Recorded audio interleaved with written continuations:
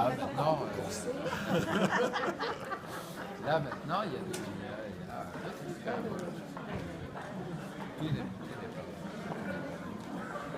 Bien. Non, c'est bien, il n'y a rien à dire. En plus, les tapis, mais je pense que les tapis, c'est pour aujourd'hui. C'était exprès. Hein. C'est pour. Si, il est là, t'inquiète pas. Mais les autres. Munier, ça a été une catastrophe depuis hier. Dernier truc, là, il y a une demi-heure, j'ai eu d'atterrir en avant, il y a eu la grève.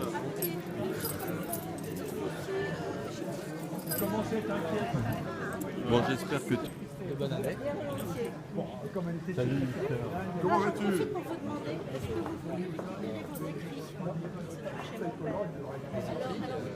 c'est-à-dire que sur la thèse que j'aurai mémoire, il y a beaucoup de choses de votre main sur vous. Ça vous intéresse? Ah oui, Parce que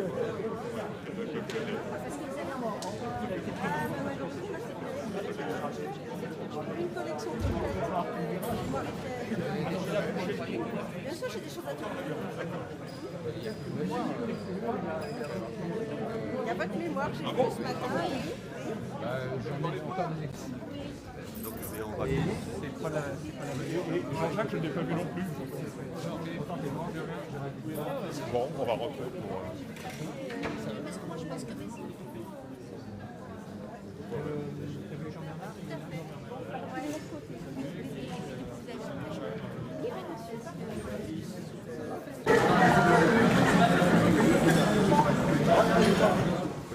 Bonjour, Bernadette Bonjour. Madoff. Christian Gomez. Les jeunes ici de l'UFR et la présidence. Alors Georges m'a dit il faut que ce soit des choses simples. Voilà.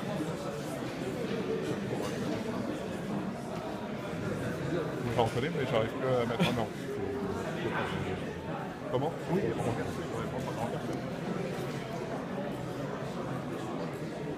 bon, alors.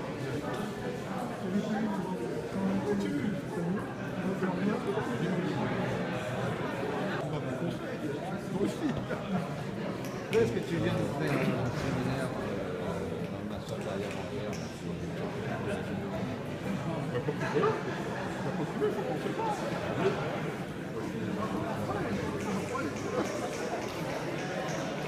Oui, mais donc tu es toujours prêt. Toujours en poste. Ça doit me faire drôle, ça, de revenir. Ça pourrait me faire tout drôle de revenir à Rennes. Ça va pas changer. Oui, La ville a pas changé. Ici, je trouve que ça n'a pas changé vraiment. La fac, oui. Hein, ici, elle a été remise à neuf, etc.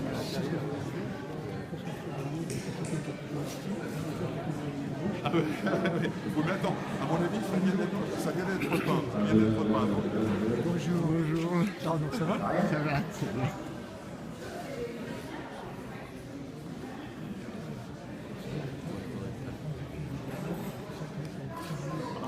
L'intermédiaire de générations nouvelles d'économistes français qui ont été fortement référencés par ces travaux. Donc ça me paraît être un résumé assez pertinent de l'influence de Maurice Allais et en fait des raisons pour lesquelles il a reçu le prix et des raisons pour lesquelles aussi, comme je l'ai dit tout à l'heure, ça a pris un certain temps avant qu'il le reçoive. Parce que c'était essentiellement par les tâches phénoménales qui consistaient à essayer de formaliser la théorie économique et de la mettre en place.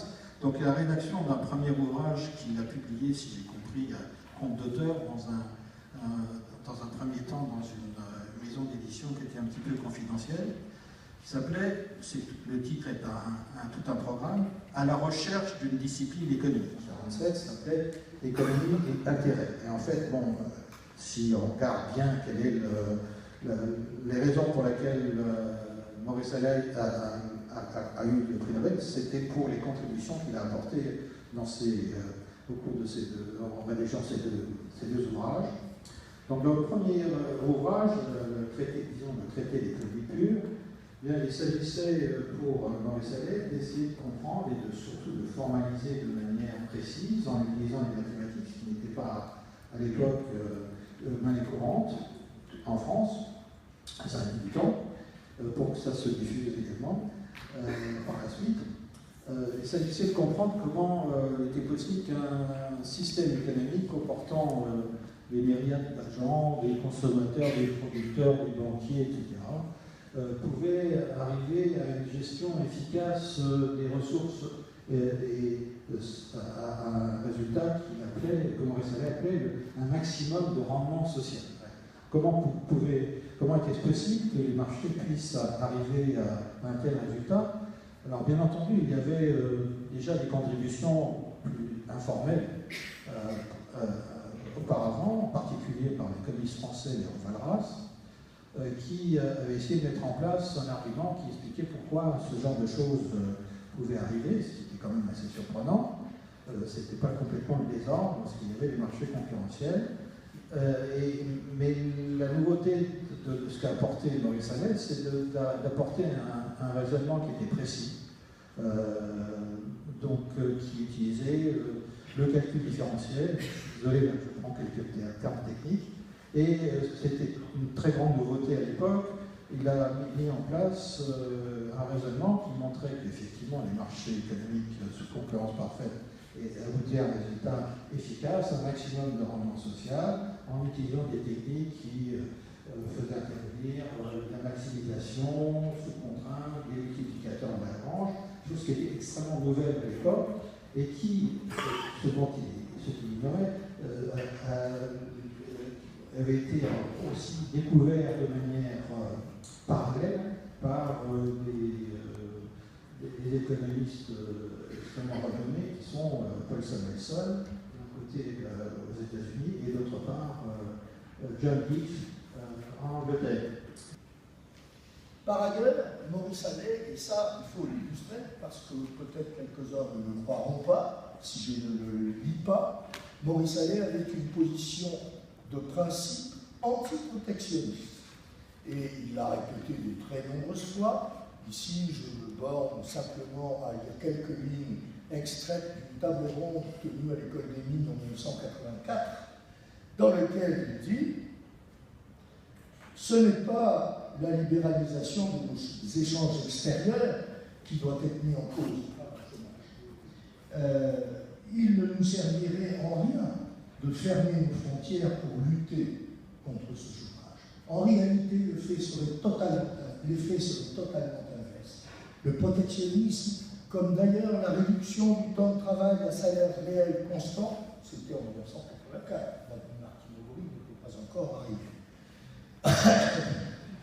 ne serait qu'un faux remède pour pallier une situation résultant du déferlement des surenchères démagogiques qui n'a cessé de se constater depuis tant d'années. Je ne vais pas plus loin. Dans le tête, il n'y avait pas de... Mais c'était assez général, enfin, c'était pas uniquement. Oui.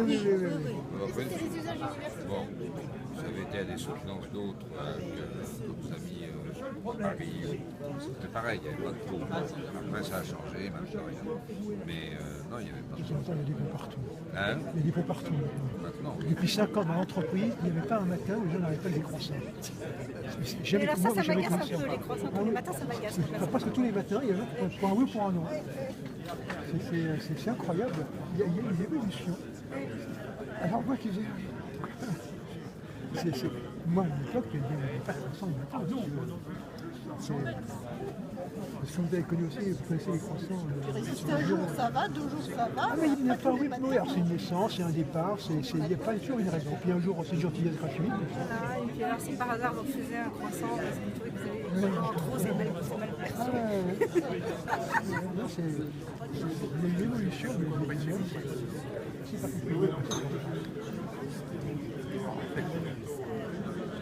C'est très bon.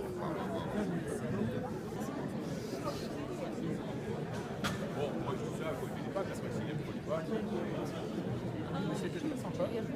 C'est pas très grand, je ne sais pas si on peut réserver ou pas.